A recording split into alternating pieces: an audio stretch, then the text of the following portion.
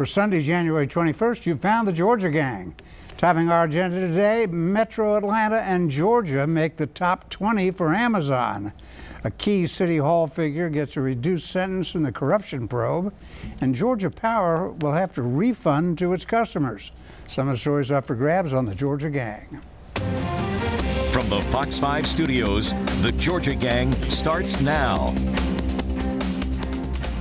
And we're glad you could be with us on this, shall we say, beautiful Sunday.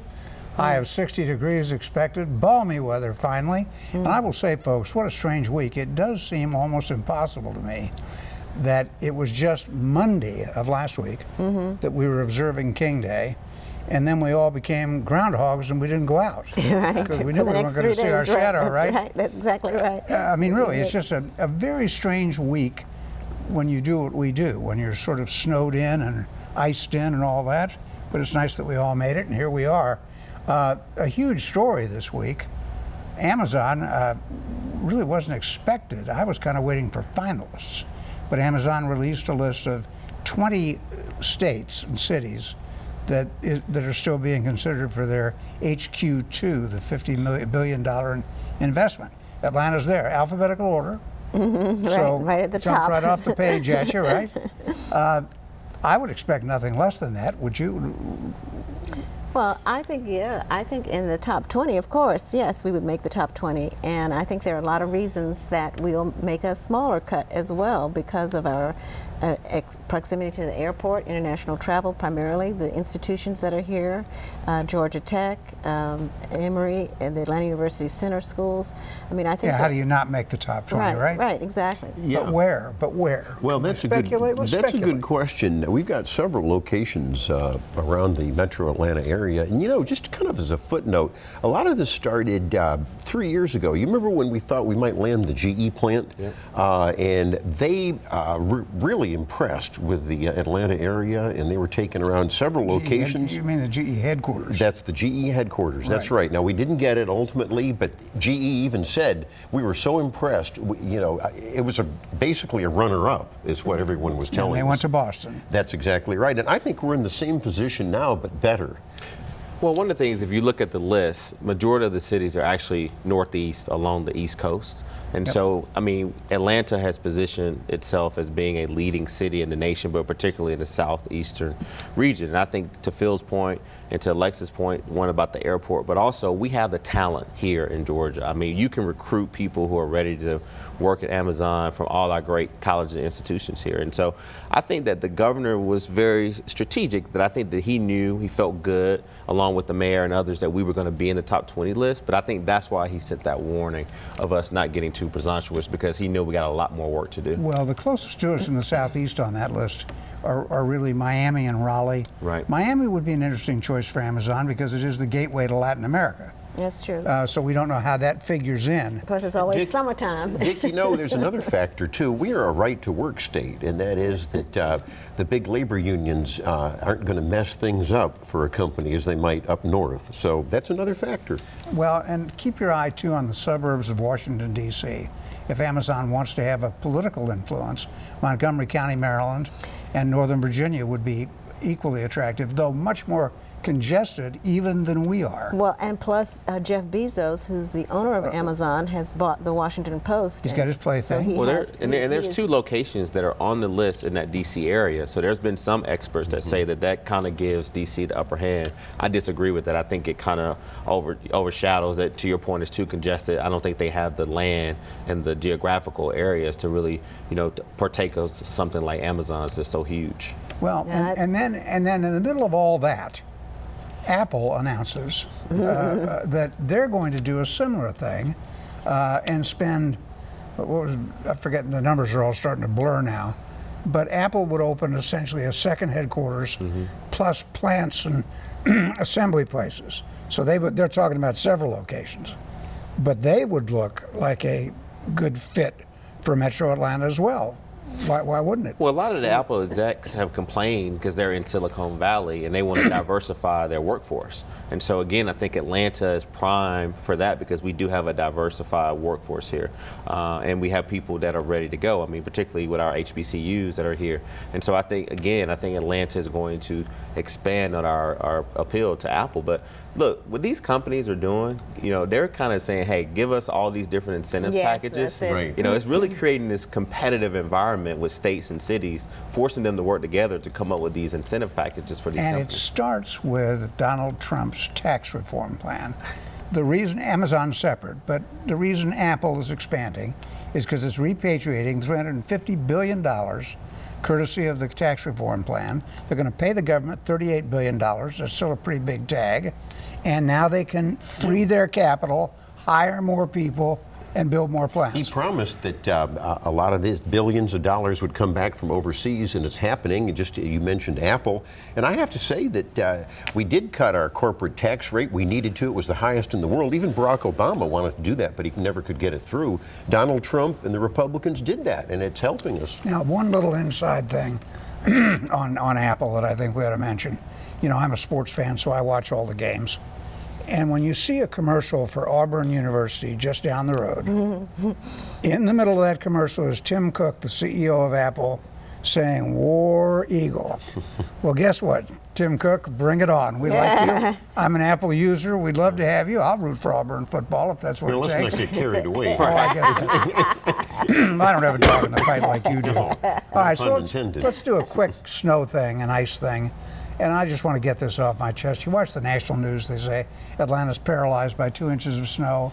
No, it is not the snow, it's the ice. Yeah. Right?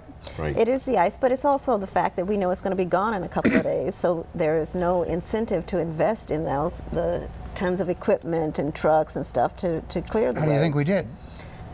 We did fine because I didn't go out at all. I stayed home for 2 days. I think we did wonderful. I mean, because ever since the snowmageddon, what you've seen, Dick, is that you have the federal government, the state, and local governments. And let's not forget the school systems because, you know, folks have got to actually employ the bus drivers enough time to actually get the kids home safely. So I think we did well. I mean, I think some parents probably wanted schools to maybe open up towards the latter part of the week, but I think ultimately DOT, the governor's office, the mayor's office, everyone came together and really make sure that everything was safe. And MARTA. There's always the usual driver, however, who doesn't understand how to stop. And they slam on the brakes and then they're crashing into things. Well, also timing is everything too, because the snow came the night before when everybody was already home and people just stayed home, so I think that helped. All right, well, I was hoping to turn our attention to the legislature right now, but we're going to not do that. We're going to take a break, and when we come back, we'll have two major stories.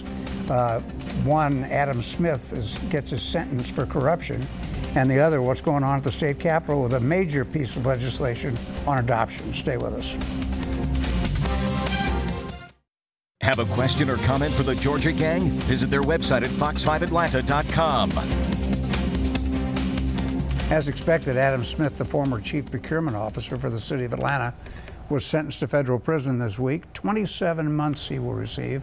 That's a 40% price reduction, if you will, from what the guidelines called for. And much of it went the way we had said on the gang that it would.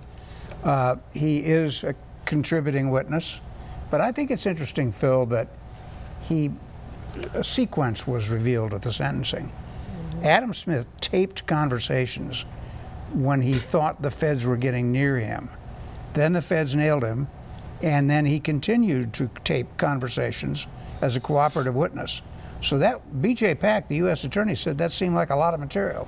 Well, there is a lot of material, and also B.J. Pack, who has brought in more FBI agents in the last couple months, says that there are other conspirators out there that he's targeting.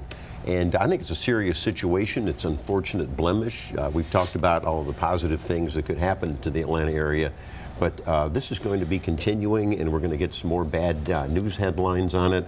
And remember, as I pointed out last week, we still don't know where the bribe money went to in City Hall under Mayor Reed. Or even if it went anywhere. Well, it did. It did. It did. I know. There are some silly theories that it was never paid, just stolen. But of course, I could be wrong on that too. I will say, give a hat tip to the new mayor, and I'm going to call her KLB. Just easier. KLB. KLB made a pretty darn strong statement about corruption. And I liked one of the things she said. We got to change the process there. Yes. Individuals will go wrong, but we've got to make sure the process is right.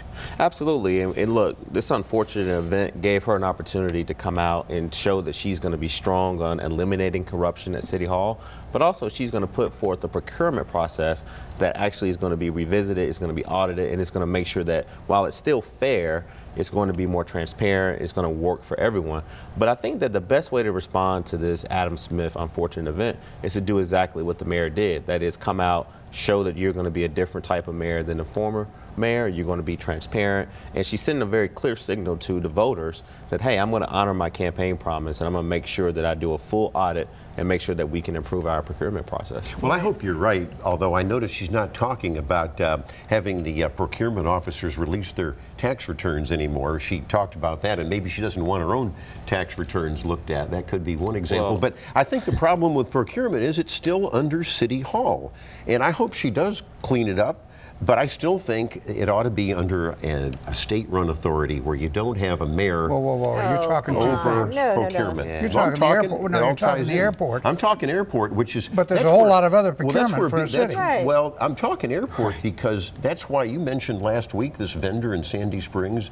He's an airport vendor. The airport contracts are the ones that have stood out in this investigation. Well, no question. No, but the convicted contractors were cleaning oh, the streets. absolutely. Oh, it's prolific. But I think it's to be fair here, to Dick's point, you know, it's just not airport procurement. I mean, this is a multi-billion-dollar operation that the mayor, with all the different agencies, all the different things that you have to procure, you can't have the state coming over and taking over the airport. And I know that that's something that the Republicans want to do. There's been talked a lot about at the Capitol, but I think that we can't miss the fact that corruption, it's not just at City Hall, it's in Gwinnett, it's in Cobb. We've talked about this. And so I think what she's saying is, let's just root out these bad apples, these people who unfortunately and like change Adam the Smith. process. Change the process. It also changed the culture. And I'm with Phil on an airport authority. I really am. Yeah, well, I'm totally against that. Well, it's done in most parts of the country, as you may know. Well, it's not going to happen this year. Let me say one more kind word about the new mayor. Yes. KLB. I've read down the list of her search committees for some critical city jobs like airport director, fire chief, what else? Chief of staff, all that. Yeah. Those search committees are like an all-star team of smart people.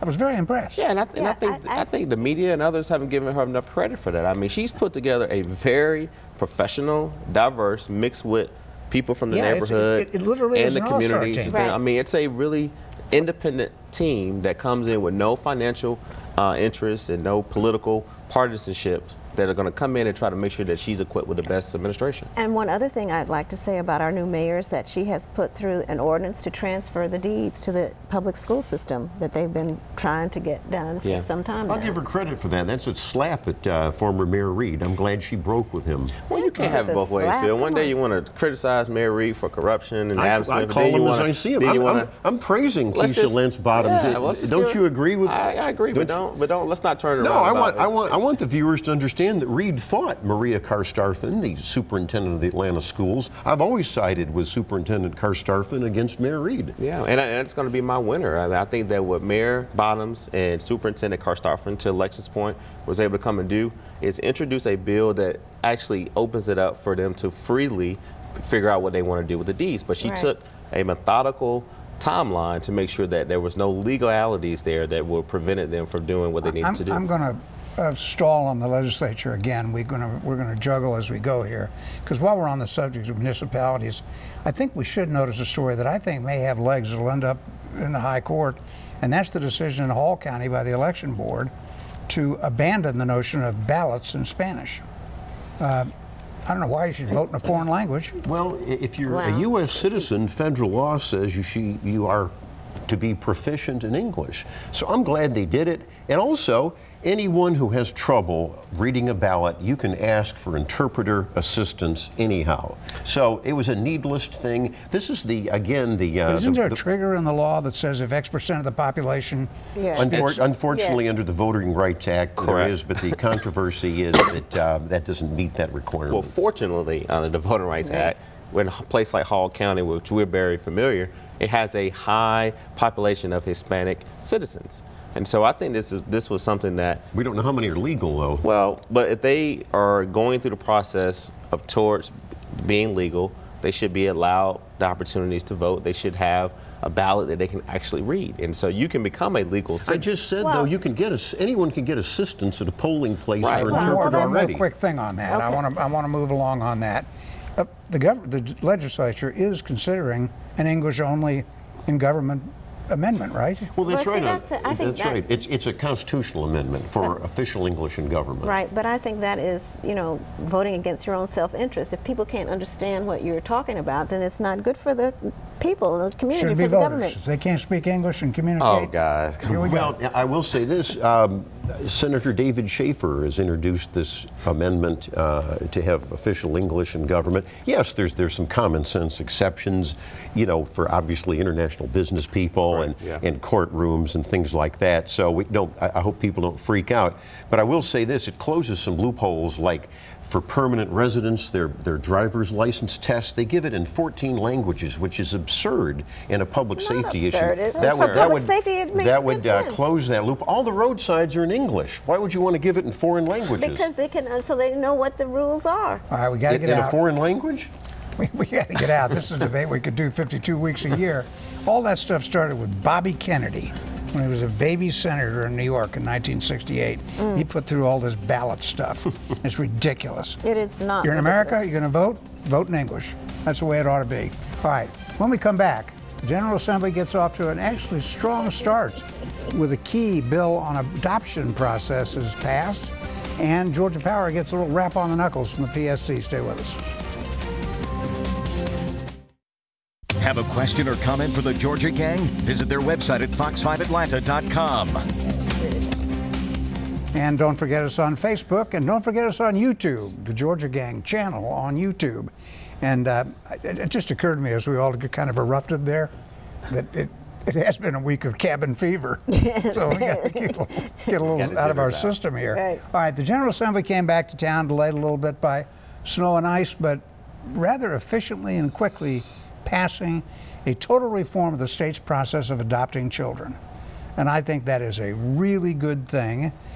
And they did not put in some of the religious objections that had gone before. It's going to be a separate bill. Okay, but it looks like a bill that the governor can sign. Both the Senate and the House kind of agreed. There's some minor technical changes. The governor's position, and he's got a history in family law, the governor seems to be fearful of the concept of selling babies. Yes. I'm an adoptive parent, I get that. But it seems to me that can be worked out if you look at the technical language. Do you see any major obstacles? Well, I think it is really good because there was, I think, House Bill 359 that the governor vetoed last year, and this will give parents temporarily the authority to turn over a child while they're going through the process. And what the governor has said is that he's more so coming on the side of like, hey, let's make sure we got the appropriate supervision over these children, and while they're in the custody or they're in the they're basically by those parents. And so this is not done yet. There were still 13 people who voted against the bill. It actually got 40 votes. It moves to the House. And to Phil's point, there's going to probably be another bill that's going to be introduced in the House that's going to kind of flirt with some of these discriminatory actions. An indication of how popular the bill was, it got the support of Andy Stanley of the North Point Church, and Nan Orrock, Yeah, how the about most that? radical member of the General Assembly. Well, I mean, I think you're right. There was an interesting left-right coalition, if you want to kind of call it that, because these are very archaic laws for adoption. They haven't been touched, I believe, in 30 years. And I think, Theron, you set it up properly there. I think there's general agreement, to answer your question, on probably 90% of everything. But yeah, there's still going to be some tweaking. Right. Yeah, and when you got people like Senator Orrock, who is she likes to refer to herself more as the most progressive. We call her a Marxist. Oh, yeah, Well, that's wrong. You shouldn't say that about her. Leninist. Well, no. But you also have people like Senator Senator please, Elena. come on. Stop it, guys. That's wrong. not right. No, people like Senator Elena Parent, who still, with the governor, has those concerns about that particular language that I talked about earlier. Right, and plus it also addresses the issue of the timing. It took, what, years to go through the adoption process, and it's Yeah, and then there's another question I just quickly alluded to, the question of is it support or is it payment? yes. And how does and I think what the governor wants to be sure is that any such payments are supervised by state agencies, Right. so that you can make That's that correct. You can make that distinction. Right. Georgia Power in the news for Plant Vogtle. I'm sure a lot more than it wants to be, but out of nowhere, I didn't see this one coming. The PSC told them to repay $43 million to its ratepayers because its profit exceeded the state cap. Have I got that right? Well, that's right. And let's for the viewers, the Public Service Commission is really not understood by a lot of people, and it provides oversight in this case over utilities, and they're supposed to be balancing the utilities and their interests versus the consumers and their interests. And I think this was a balancing act, and I don't have a problem. Well, one of the things I also want to add is that Georgia Power proactively went before the commission and said, hey, we want to make sure that these refunds are replicable of what they did in 2013 when they had their rate case orders at that time. And so, I think the one thing for our viewers is that Georgia Power has always intended to make sure that this refund that they're getting from the tax cut was going to go back to the consumers. They just wanted to make sure, with the working relationship with the commission, that it was on track for what they had in 2013. But it's a harbinger of things to come in this sense. Georgia Power has been asked by the commission to study the impact of Donald Trump's tax reform and see how much more profit they will make, and presumably could order the power company to send more money back to the ratepayers. That certainly could be a possibility. Because see, the huge impact of tax reform, company after company, bonuses and well, even in the legislature, of course, they're talking about how it will affect in good ways the state of Georgia. They hope it will. Well, Yeah, I think it will. Well, they still don't actually know until they see, because there's some deficits that could build up as well in federal funding. But the good news is that the PSC and Georgia Power, they're in line, they're talking about this. And I just think we got to make sure that we understand that Georgia Power proactively said to the commission, we're going to do this audit. We're going to make sure that the refund that we're going to get from the tax cut will be disseminated. This really wasn't a big controversy. We got to get out. Stan Wise, the chairman of the PSC, has announced that he will retire in March after the key Plant Vogtle votes. Right. The governor will appoint someone to replace him, presumably somebody who wants to run for the seat. I think and it'll be on the ballot in May. I think Tricia Pridemore of Cobb County would have the edge for that appointment, so keep an eye on that. All right. When we come back, winners and losers. Time now for the week's winners and losers. And welcome back, and we will begin the process with you, Theron. I want to recognize John Bascom. He passed away. They had a funeral for him last week. John Bascom was a person who was very involved in the civil rights movement. He was a college coordinator for the SCLC. He started co-founded an organization called the United Youth Adult Conference with Michael Langford and others. And we lost him, and he was very big in the Masons. And so I definitely want to recognize him, and he lived a great life. And also I want to make Mayor Bottoms and Superintendent Karstafen my winner. I think the two of them coming together, taking their time, talking about the deeds, making sure that APS and the city of Atlanta are in great legal standings to turn over these deeds was a big win for them. And I think that their working relationship ultimately is going to benefit our children in Atlanta. All right. Alexis. Okay, I'm going to congratulate Bernice King on an amazing weekend for the King holiday. She was the keynote speaker at the ecumenical service, again, that was carried live on Channel 5. She had the great-grandnephew of Robert E. Lee, who came and made an impassioned talk, as well as apologizing for the Confederate memorials and just the whole wrongness of the Confederate stance. With so many other people to name, but you can go back and watch the tape on demand. Also, Cory Booker received the Salute to Greatness Award as an individual, and Chobani Yogurt received the corporate award for Salute to Greatness. And I'll give Cory Booker a year's supply of Chobani yogurt if he'll just keep his mouth shut. His attack on the Homeland Security Secretary this week was outrageous, wrong, sexual, intimidating. No, she was outrageous in her pleading ignorance. But and also I got to go with Quincy Springs, number 4. There is a Chick-fil-A on MLK. All right. He's the new owner-operator there, and he's part of this new West Side renovation and development. Phil? Well, I'm going to make Senator David Schaefer my winner of the week for bringing back the English constitutional amendment in government. And I think that I have 2 losers. One is the post office. You remember that motto they used to have that through snow and sleet and rain, they'll deliver the mail? Well, that's a lie. They didn't deliver the mail, at least for a couple days. But anyhow, and the Fulton County Elections Director, Richard Barron, I think he's the loser. I think he ought to be removed. We have got a lot of reform to do. He's been there 2 years, and preliminary investigations have shown you got voters with P.O. boxes that are voting. Hey, we got to get out. We got to get out. But I got to sneak this in. The Falcons, they lost. We all know that. That red zone drive that could have won it for them. The 4 worst play calls in the history of the National Football League. Ouch. See you next week on the Georgia Gang. The opinions expressed in this broadcast are those of the panelists appearing in this program.